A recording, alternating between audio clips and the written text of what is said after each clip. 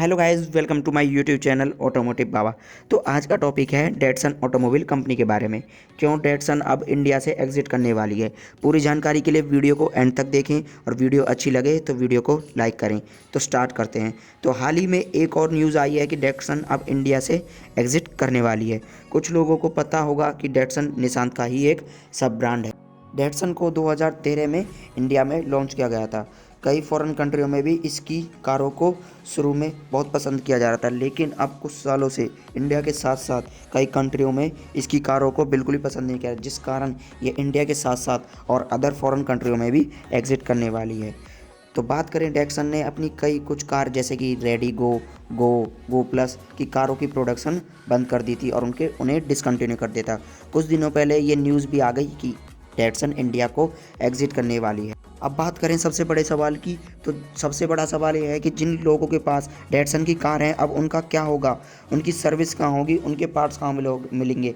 तो घबराने की बात नहीं है। जिन लोगों के पास डेटसन की कार है वो निसान के सर्विस स्टेशन पर अपनी सर्विस करवा सकते हैं और उन्हें सेम प्राइस पर ही उनके कार के पार्ट्स मिल जाएंगे। अब बात करें डेटसन के इंडिया से जाने का क्या कारण है, तो डेटसन के इंडिया से जाने का कारण है डेटसन की शेयर अब इंडियन मार्केट में केवल 0.09% रह गई है। लास्ट मार्च में डेटसन की एक भी कार सेल नहीं हुई, जो कि बहुत ही बेकार खबर है। जिस टाइम फोर्ड इंडिया से एग्जिट करने वाला था उस टाइम फोर्ड की कम से कम कुछ कारें तो सेल हो रही थी, लेकिन डेटसन की तो बहुत ही बेकार ही हालत है। अब सवाल आता है कि क्यों डेटसन की कारें फेल हो गई, जबकि डेटसन की मिडल सेगमेंट में सबसे अच्छी कार है। डेटसन की रेडिगो, ऑल्टो, क्विड जैसी कारों को टक्कर देने के लिए लॉन्च किया गया था। और बात करें डेटसन की गो प्लस, यह कि बहुत ही सस्ती 7 सीटर कार थी।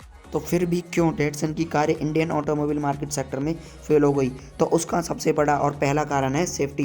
डेटसन की कारों को ग्लोबल NCAP में केवल 0 स्टार अचीव किया था, जो कि बहुत ही ख़राब है। इंडिया में कुछ सालों से सेफ्टीज़ को पहले पोजीशन पर रखा जाता है, क्योंकि कुछ टाइम पहले सेफ्टी को लोग इतना ध्यान नहीं देते थे, लेकिन अब सेफ्टी को सबसे पहले देखते हैं कार परचेज करते टाइम। और डेटसन की फेल होने का कारण है, दूसरा कारण है, वैसे तो डेटसन ने अपनी कारों को बहुत ही सस्ता बनाया था और उसने अपनी एड्स में यह साफ साफ दिखाया था, लेकिन डेटसन की कारों में फीचर, सेफ्टी और क्वालिटी के बारे में नहीं बताया, जिससे लोगों के माइंड में यह सेट हो गया कि इसकी कारें सस्ती और बेकार क्वालिटी वाली हैं।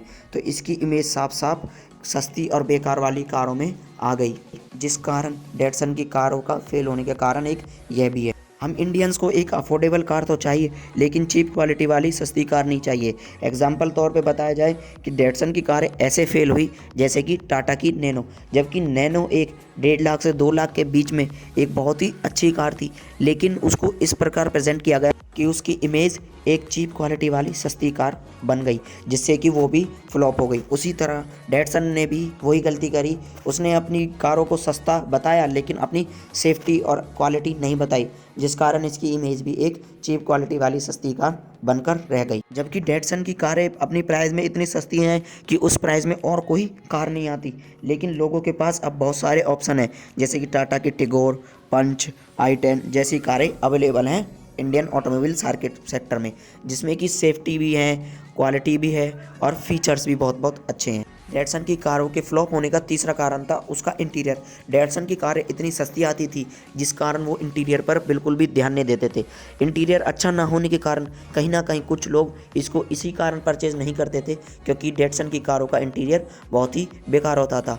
डेटसन की जो 3 से 4 लाख के सेगमेंट में कार आती थी उनका तो इंटीरियर बिल्कुल ना के बराबर ख़राब होता था, लेकिन बात करें उसके 5 से 6 लाख वाले वेरिएंट कारों की, जो जैसे कि रेडिगो प्लस, उनकी कारों का भी इंटीरियर बहुत ही ज़्यादा ख़राब होता था, जिस कारण लोग उसे नहीं परचेज़ करते थे।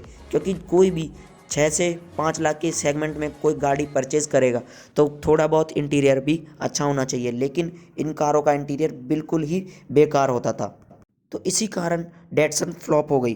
तो ये थे कुछ कारण डेटसन को फ्लॉप होने के और क्यों डेटसन इंडिया से एग्जिट कर गई। अगर आपको ये वीडियो अच्छी लगी हो तो प्लीज़ वीडियो को लाइक करें और मेरे चैनल ऑटोमोटिव बाबा पर नए आए हैं तो प्लीज़ चैनल को सब्सक्राइब करें। Thank you for watching automotive Baba.